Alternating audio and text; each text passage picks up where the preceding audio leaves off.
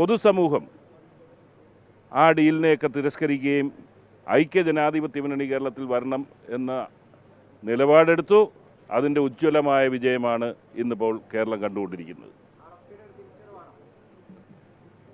തീർച്ചയായിട്ടും ഞങ്ങൾക്ക് 3 സീറ്റ് ഞാൻ പറഞ്ഞതുപോലെ പാർട്ടി 2ആയി നിന്ന് ഒന്നിച്ചപ്പോൾ ആകെ 3 MLA ഉണ്ടായിരുന്നത്. ഇന്നിപ്പോൾ 3 MLAയും ഒരു MPയും പാർട്ടിക്കുണ്ടാകും എന്നാണ് ഞാൻ കാണുന്നത്. അതിൻ്റെ സൂചന കോർപ്പറേഷനിൽ നിന്ന് തന്നെ കിട്ടിയില്ലായിരുന്നോ? ജനങ്ങളെ മറന്നുകൊണ്ട് കമ്മ്യൂണിസത്തിൻ്റെ ABCD എന്താണെന്ന് അറിയാൻ വയ്യാത്ത നിലയിലേക്കുള്ള ധിക്കാരവും ധാർഷ്ട്യവുമായി പോയതിൻ്റെ തിരിച്ചടിയാണ് ഈ മേഖലയിലൊക്കെ വന്നിട്ടുള്ളത്.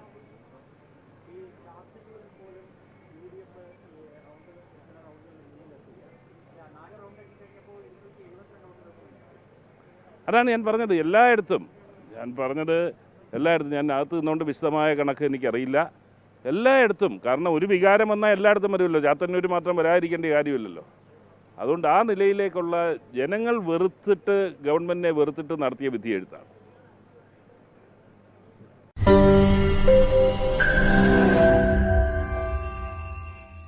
ലോകത്തെവിടെയായാലും ഏത് സമയത്തും 24 വാർത്തകളും ഓഗ്മെന്റഡ് റിയാലിറ്റി പാക്കേജുകളും എക്സ്പ്ലെയിനറുകളും വിശദമായി കാണാൻ ഞങ്ങളുടെ യൂട്യൂബ് ചാനൽ നിങ്ങൾക്ക് സബ്സ്ക്രൈബ് ചെയ്യാം.